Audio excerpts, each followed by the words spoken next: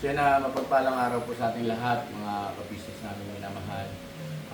Pasensya na po kayo ha, at hindi ako makapag-upload ngayon ng Gusto nyo na pala kalipan. po, ayun na, salit lang po mga ka-business. Ayun, so, pasensya na po kayo mga ka-business kung hindi ako ngayon nakakapag-upload ng mga pagpapalo up sa ating mga tinutulungan dahil nga sa sitwasyon na kinaharap ng buong ka-business family.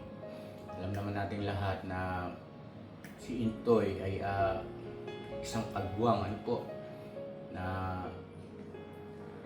itinuturing namin na parang anak na rin At sa sitwasyon natin ngayon ay totoong ako sa parte ko po bilang nangunguna ay talagang di ko lubos maisip paano nagkaganito na ang isang Intoy ay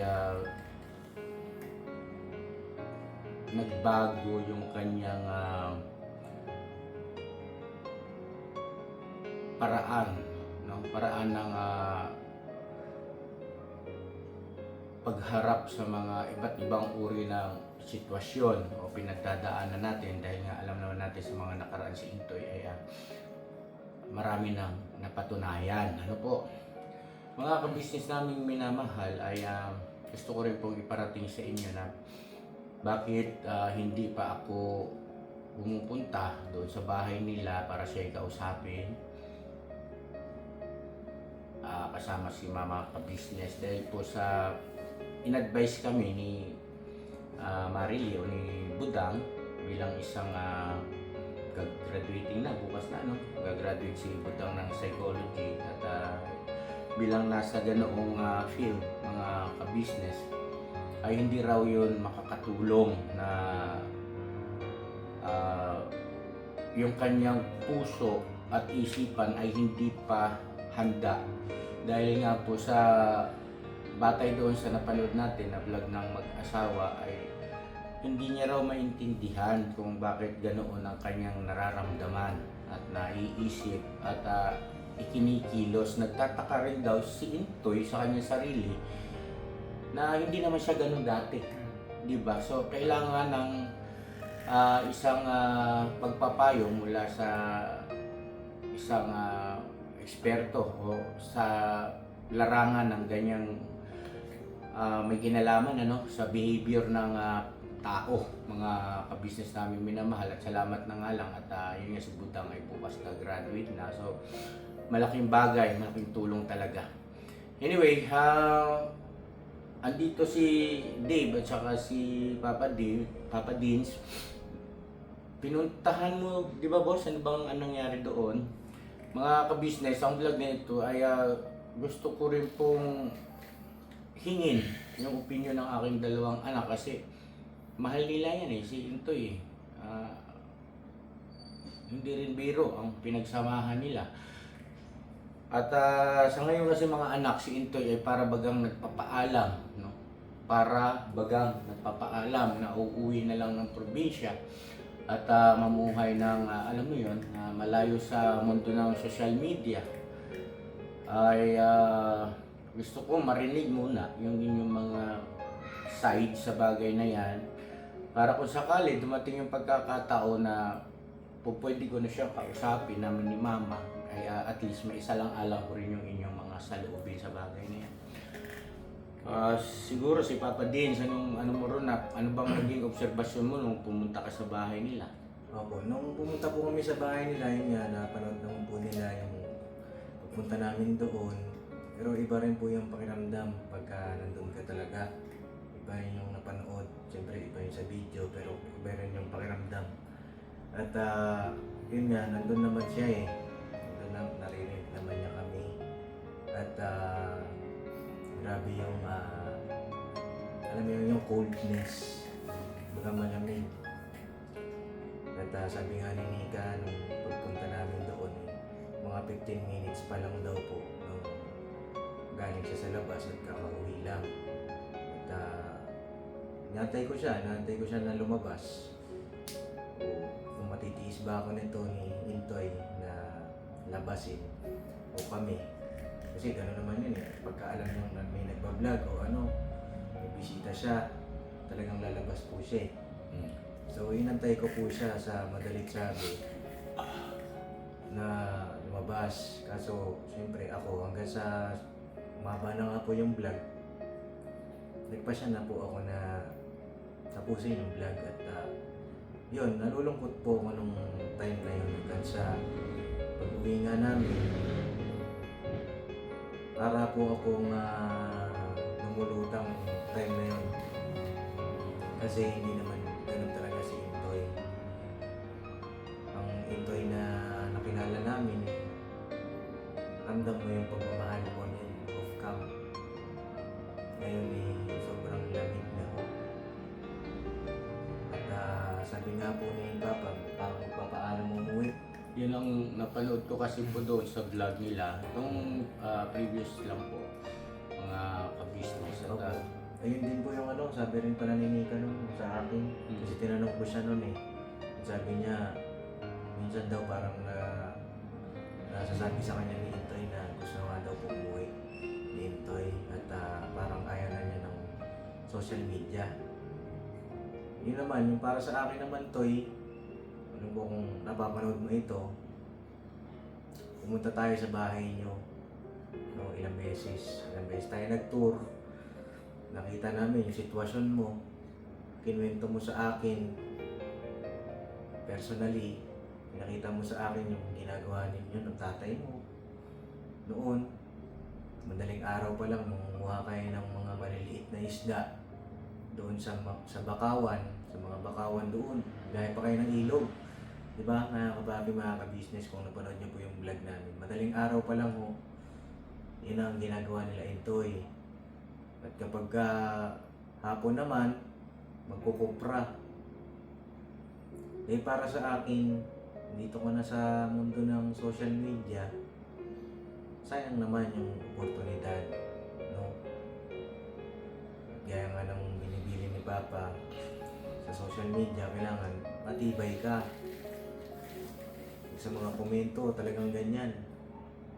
Ganyan ang buhay sa social media eh. Diba? Hindi naman laging sang-ayon sa atin yung mga komento, mga viewer, mga nanonood sa atin. Gaya nga niyan, itong vlog ko sa pagpag, ang dami ko ring basher. Diba? Ang dami kong basher po doon. Ang sinabi, binlog nyo lang naman yan, hindi nyo naman tinulungan. Ibig sabihin, hindi nila tinapos yung vlog. Diba? Ganon din yung sa'yo, Intoy, no? Kadalasan, hindi tinatapos yung vlog. At kadalasan, yung mga nagko-comment ay mga dami account. Minsan nga, 2 days ago lang, ginawa yung account. Diba? Makasar lang. At para sa akin, Toy, halika na. Dito ka na sa amin. At hindi naman sa pag-aano, pero marami ka na rin naman na napatunayan. Hindi lang sa mundo ng social media, kundi sa amin, ka-business family. Mula noong nung kami nasa sewing machine, kasama ka na rin namin. Tapos ngayon, sa mundo ng social media, marami kang contribution. At syempre, napatunayan mo rin sa iyong sariling pamilya. Diba? Yun lang naman po, yung sa akin, ako po ay nalulungkot dahil nagkakaganyan siya. At sana ay maayos na ho yung kay Intoy. pray natin at sa ganyang sitwasyon ngayon na tayo ay hindi tayo dapat na bumitiw, mga ka-business namin minamahal. Bagkus ay sana magkatulong-tulong tayo na mapanumbalik natin yung kondisyon ni Toy na ang ibig kong sabihin ay yung kumpiyansa sa sarili. Ano po? At si Boss Dave ay may gusto rin iparating sa iyo. Toy, nak, sana panoorin mo ito kay Nika. Kami nagsisend sa inyo ng mga messages na nangumusta kami. Si Nika ay nagre-reply naman, pero ikaw hindi ka talaga nagre-reply sa amin, anak ko. So yun ay katunayan na hindi pa maayos yung iyong damdamin, ano?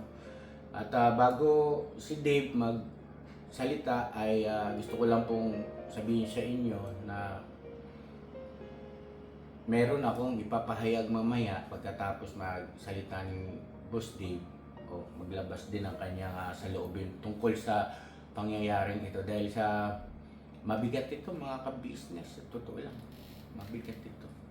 Isang kagwang na hindi naman siguro masasabi na nagkaroon ako ng sobrang ekspektasyon patungkol kay Intoy, kundi batay lang sa naobserbahan at nakikita ko sa kanya. No? Napakalaki kasi ng potential niya mga ka-business, sa totoo lang. Napakalaki ng kanyang potential, yung kanyang abilidad, yung kanyang kakayahan, yung humor, almost complete package na po eh. Talagang sabi ko nga noon, itong aking ginagawa sa aking mga kagwang na hubugin sila at ilabas yung kanilang angking talento ay darating ang araw kako hindi imposible na sa pamamagitan ng ka-business official ay mayroong mga tao na matulungan, no? Na malay mo makapag-produce tayo ng isang kilalang tao sa mundo ng social media, no? Lalo pa nga sa larangan ng pagtulong, yun naman talaga ang ating pinakalundo, pinakalayunin kung bakit ako nagsisigap na sila ay impluwensyahan, no po mga ka-business. Nga lang, may mga pangyayari na hindi natin inaasahan sa mga nakaraan, kaya masasabi natin na sa ngayon ay nagkaroon ng limitasyon yung ating kakayahan sa larangan ng pagtulong o pagkakawang gawa. So yan Boss Dave, siguro ikaw naman. Sa totoo lang po mga ka-business, noong una, naguguluhan po talaga ako. Hindi ko alam kung ano mangyayari. Kasi, pansin ko na rin din po si Itoy na kada mag-vlog ako, lagi siyang wala. Laging, asan si Itoy ka ako? Pagkapala ako. Lagi sabi niya, wala boss. So, pumunta. Hasigasuhin daw, ganyan. Tapos, ilang vlog po yun, sa totoo lang kung titignan niyo po yun sa channel ko namin na yung mga ilang palaro po yun na laging wala si Intoy. Medyo nagtampo po ako. Nagtampo ako sa Intoy nun kasi lagi kang wala. Hindi ko alam kung nagdadahilan ka na lang ba kasi minsan kompleto naman kami. Ikaw lang ang wala. Samantalang noon, hindi ko ang pinakamaaga. Minsan, ikaw rin ang nalilate pero pumupunta ka. Tapos ayun, simula nung nagtataka na ako, nalaman ko na may problema pala.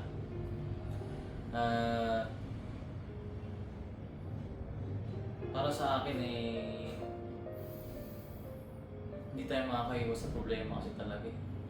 Kumaga dito sa mundo na to, na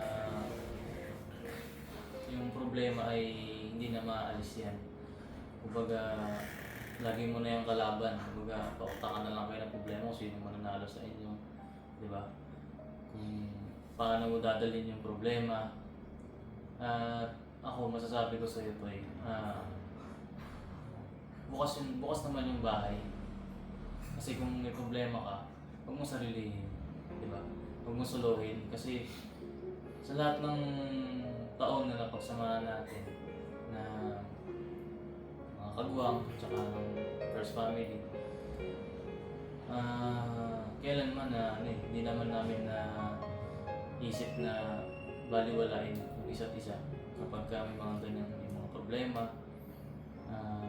Kahit sino sa atin, wala sa pinakapanganay, ang pinakabusong kagwang, pag may problema yan, talaga, tulong-tulong talaga. Ngayon, hindi ka namin kinakalimutan pagdating sa bagay na yun. Kasi sa totoo lang, ikaw yung bihirang magkaroon ng kumbaga parang mabigat masyado ng problema. Kung to, sige isipin yung mga ka-business natin. Si Kuya Buknoy, may sakit, malubha, di ba? Si Borno. Pero si Intoy, simula noon pa, yung problema lang niya pag nagkakasakit si Kenzo, ganyan. Yun lang ang alam namin. At kung halimbawa ay mayroong hindi pagkakalawaan sa pagitan ng Oo, mag-asawa o na normal lang Normal ako na Ngayon, kung meron kang mabigat na pinagdadaanan, Toy, total pamilya ka namin. Sana rin maisip mo na pamilya mo kami. Dito naman kami. Tsaka yung para bang nagpapahiwatig ka na papaalam na pupunta ka, uwi ka ng probinsya, na hindi naman masama. Kung ano yung gusto ng puso mo. Pero ang opinion ko sa bagay na yan ay maging practical ka na lang. Kasi kung pahihirapan mo yung sarili mo sa probinsya, kasi galing na tayo dyan eh. Baga, kung ano yung kinain natin dun sa probinsya, hindi naman yung, di ba? Kung ano yung kinuwento mo noon, kung paano ka, bago magkaroon ng pandemic, umuwi ka mataba ka, pagkita namin sa sobrang payat, di ba? Isa lang ang ibig sabihin kasi, mahirap ang buhay sa probinsya. Tsaka ikaw na rin naman ang nagsabi. tsaka yun nga boss Dave. Kumbaga, eto na eh. Andiyan na yung oportunidad at ang oportunidad ay minsan lang talaga dumarating sa buhay ng tao yan. Ngayon, para sa akin naman, mga ka-business, huwag niyo naman isipin na para bagang sinasagkaan namin yung kanyang kalayaan o ika nga ay para bagang sinasagkaan yung kanyang gusto. Hindi po. Ang sa amin ay nagpapakatotoo lang din kami na kung kayo man ang lumagay sa amin, sa aming sitwasyon, ay malamang ay ganun din ang inyong sasabihin, no, na hoping na maisip niya yung mga bagay-bagay na yan. Ngayon, ito, kay Intoy naman,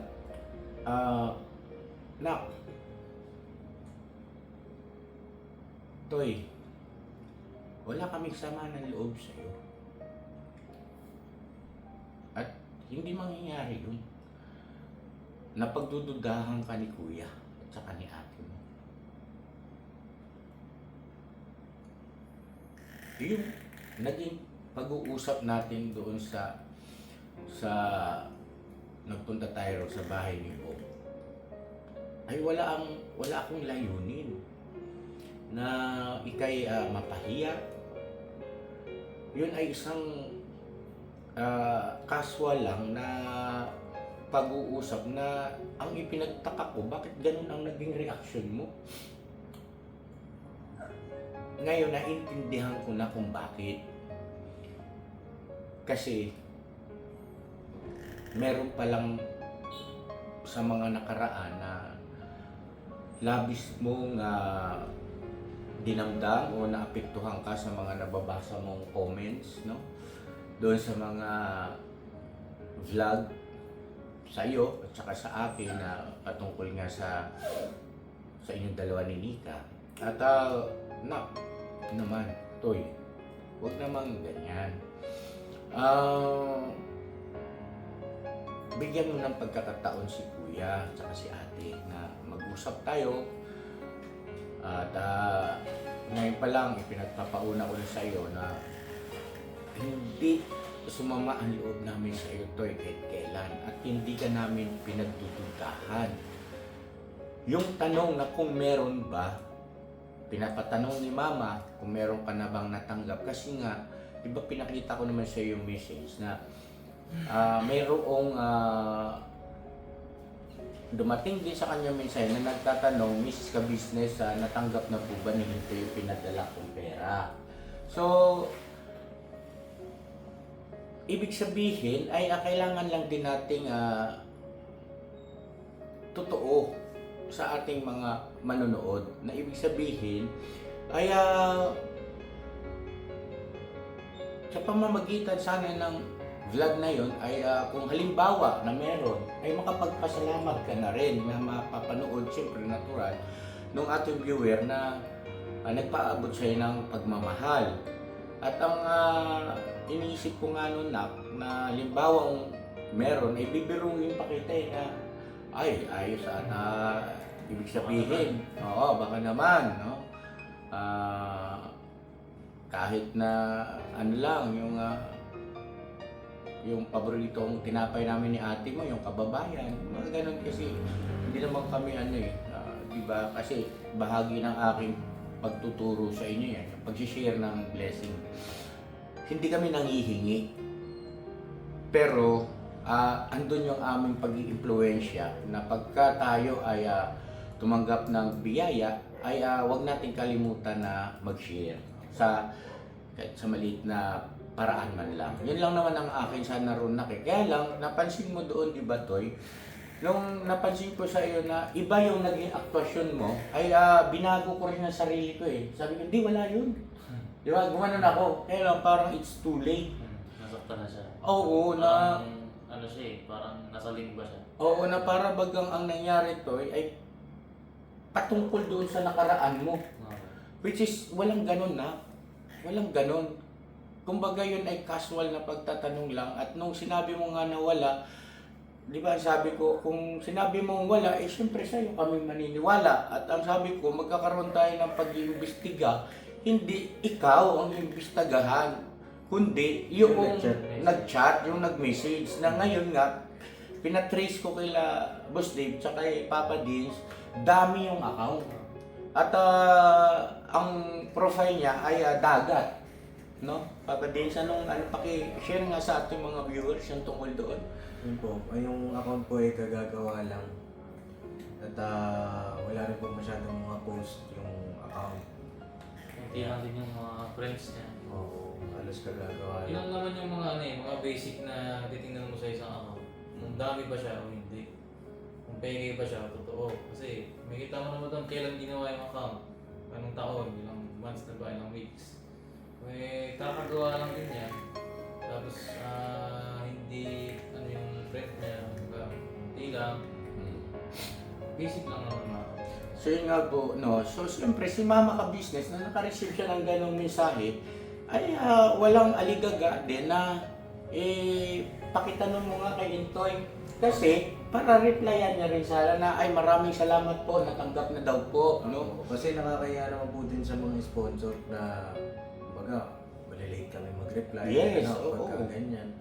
Nakakaya po yung yun din po siguro yung naramdaman ni Mama na kaya nag-chat na rin kay Papa. At si Papa ganun din. Diba? Dahil yung mga sponsor po namin, ay talagang nire-replyan po talaga.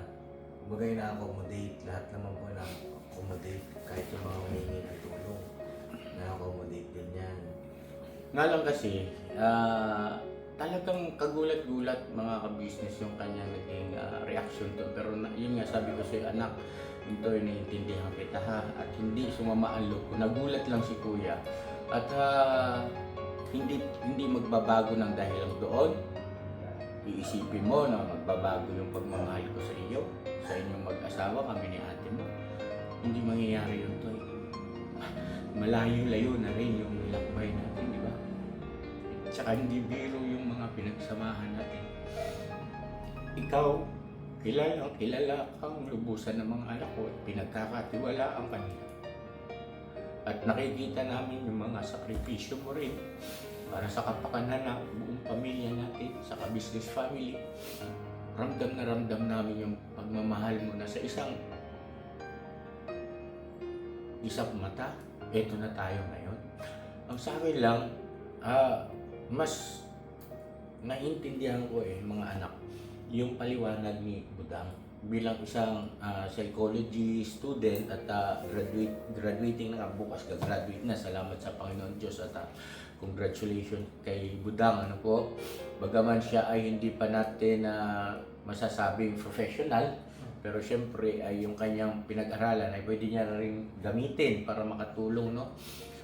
Dahil dadaan pa siya sa may board ba yun? May board exam pa, ano? Tapos positibo naman ako, kumpiyansa naman tayo dyan mga ka-business na may papasaya ng ating minamahal na si Budang. Ngayon, Toy, pakalmahin mo yung puso mo, bigyan mo ng pagkakataon, kahit saglit lang, magkausap tayo ng personal. Mga ka-business, pasensya na kayo ha. Gusto ko siyang puntahan doon. Kami ni Mama ka-business. Kaya lang, sabi nga ni Budang, hindi yan pa advisable sa ganitong sitwasyon. Dahil iba yung kanyang nararamdaman, iba yung kondisyon niya. Hindi daw yan si Intoy ngayon. Ang ibig sabihin ni Budang, batay sa kanyang natutunan sa kanilang sa kanyang kurso hindi makakabuti na basta na lang kami parang anong mangyari, pinilit ko siya na para magkausap kami na hindi pa handa ang puso niya, ay mauuwi daw yan sa negatibong resulta. Masara lang din na lumala. Baka raw dyan daw makikita mga ka-business na bigla na lang sisigaw. Oo, no? Batay sa kanilang pinag-aralan sa mga siguro sa research, no, mga ka-business. At lalo lang napasama ang sitwasyon. So sabi niya pa, daanin mo na lang muna sa message. Tuloy-tuloy ako, nagsisend po ng message pati mga kagwang, sila Papa Dins, kinukumusta siya at nagsasabi ng mga magaganda. Ang sabi ni Budang ay naalala ko to, nung tayo nagpunta sa bahay niyo, tawa ko ng tawa kasi nung nadulas si ganito, yung mga ganong pangyayari daw po, yun ang makakatulong na ikwento, no? Ipaalala sa kay Intoy. So ganun lang muna ang aming kaya ngayon mga ka-business. At hoping tayo na sana magkausap tayo na, yun lang naman. At usap lang yan. Magtiwala ka kay Kuya, kailan pa kita nilaglag? Diba? Kailan pa kita hindi inunawa? Pare-parehas kayong mga kagwang na mayroong nagagawang ika nga ay o dumadating sa sitwasyon na siguro dala ng pagkalito. Kaya nagkakaroon ng mga desisyon na yun nga, kailangan naming mag-intercept ni ate mo bilang tumatayong mga magulang nyo. Karapatan namin yun. At tungkulin namin sa inyo yun. Sana sa susunod na vlog ninyo ay huwag naman sana mahuli ang lahat na mabalitaan na lang namin na nasa probinsya na kayo. At ni Ha ay wala na lang tayong naging pag-uusap. Anak Ha, mahal na mahal ka namin, Intoy. Ikaw ay aking kagwang. At sabi ko nga noon, hindi ako papayag na meron akong kagwang na mapapabayaan. O ika nga ay hindi ako papayag na meron akong kagwang na sabihin na natin malalagay sa balag ng alanganin. Sabi ko nga, isukdulang makipagtagaan ako literal para lang sa aking mga kagwang. Kaya ilalabang kita, Toy. Ilalabang kita. Tandaan mo yan, Hindi ako bibitaw sa'yo. Kahit ayaw mo akong kaharap, ayaw mo akong kausapin, naiintindihan ni Kuya yun. Dahil bukas makalawa, hindi na rin ganito yung sitwasyon natin. Magiging maayos din ang lahat. At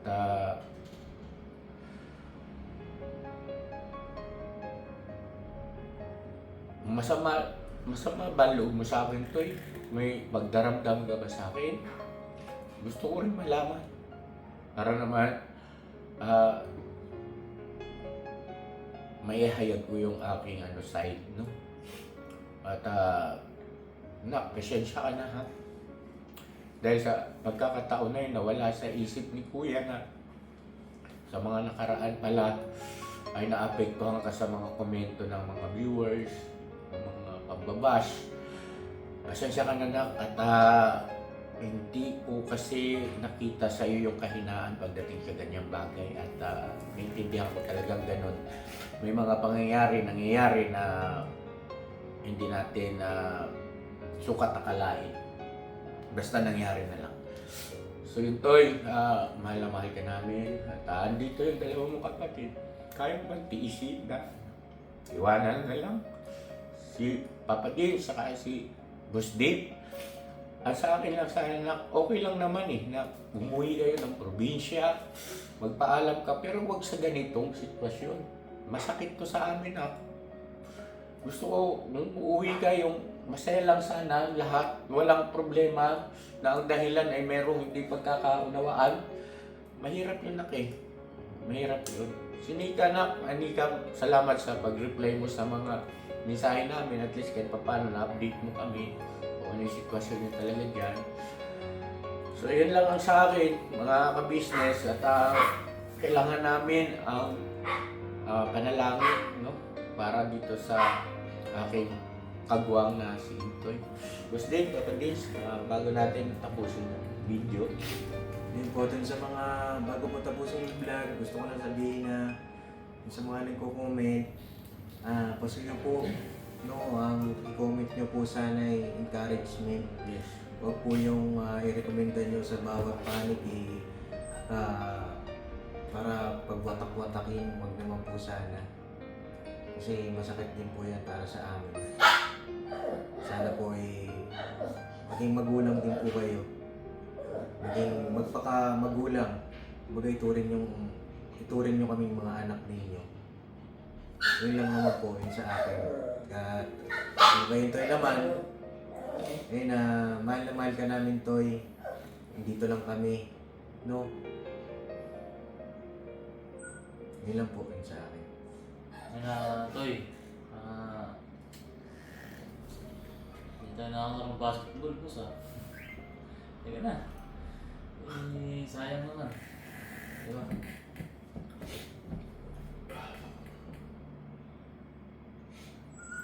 Sabi ko nga, bukas yung bahay. Sa inyo, Boss Dave, Papa Dins, di siya nagre-reply sa mga message nyo, no? Hindi po eh. Kaya ilang linggo na rin hindi nakakaroon ng basketball. Hindi siya nagre-reply po kasi mga ka-business Sinika lang talaga. Ano lang. So yan din, tapusin na rin natin ito na. Okay na ito. At ang mahalaga rito ay sana Nika, nakipanood mo to kay Intoy ha. Panood mo to, parang awa mo na panood mo sa kanya talaga. Para madama niya yung pagmamahal namin, no? At maalis yung kanyang agam-agam. Nagkaroon kasi siya ng boss yung parang nawalan siya ng tiwala sa sarili niya. Mabigat yun para baga pakiramdam niya si kuya at si ate ay baka nabawasan yung pagtitiwala nila sa akin. Walang ganun hindi mangyayari yun. Hindi mangyayari yun. Pambihira ka naman. Ikaw si Intoy Hindi mangyayari yun. Kilala ka namin. At ipinapauna ko na yan na may posible talagang dumating yung ganitong tagpo na meron talaga mga tao na ang gusto ay masira at magkawatak-watak tayo. So yun nga mga ka-business, salamat na marami sa patuloy na suporta sa amin, mamahalin nyo. Ingat po kayo palagi mga ka-business God bless sa ating lahat. Bira lang tayo at may awa ang Diyos. God bless po. God bless sa ating lahat.